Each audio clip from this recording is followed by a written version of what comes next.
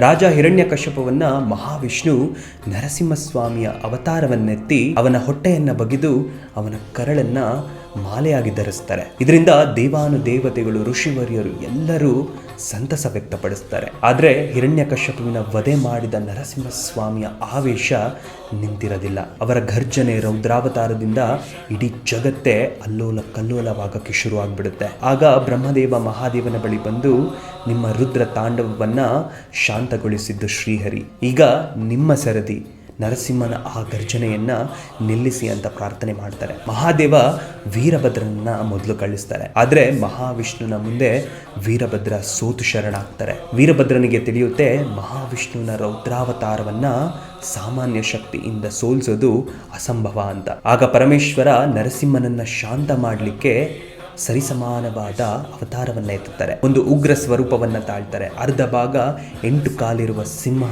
ಆದ್ರೆ ಇನ್ನ ಅರ್ಧ ಭಾಗ 1000 ಭುಜಗಳಿರುವ ಪಕ್ಷಿಯಾಗಿರುತ್ತೆ. ಪರಮೇಶ್ವರ ಶರಭನ ಅವತಾರವನ್ನ ತಾಳ್ತಾರೆ. ಶರಬೇಶ್ವರನ ಅವತಾರ ನರಸಿಂಹನನ್ನ ತಮ್ಮ ಕಾಲುಗಳಲ್ಲಿ ಹಿಡಿದು ಜಗತ್ತುಗಳನ್ನ ದಾಟಿ ಎಷ್ಟೋ ಎತ್ತರ ಹೋಗುತ್ತೆ. ಅಲ್ಲಿಂದ ಶರಬೇಶ್ವರ ನರಸಿಂಹಸ್ವಾಮಿಯನ್ನ ಭೂಮಿಗೆ ಎಸಿತಾರೆ. ನರಸಿಂಹಸ್ವಾಮಿ ಭೂಮಿಗೆ ಅಪ್ಪಳಿಸ್ತಾರೆ. ಆಗ ಶರಬೇಶ್ವರ ಬಂದು ನರಸಿಂಹನ ಶರೀರವನ್ನ ಸೀಳುತ್ತೆ. ಇದರಿಂದ ಸೌಮ್ಯ ರೂಪಕ್ಕೆ ಬರ್ತಾರೆ ಮಹಾವಿಷ್ಣು. ನರಸಿಂಹನ ಈ ಅವತಾರ ಮಹಾವಿಷ್ಣುನ ಎಷ್ಟನೇ ಅವತಾರ?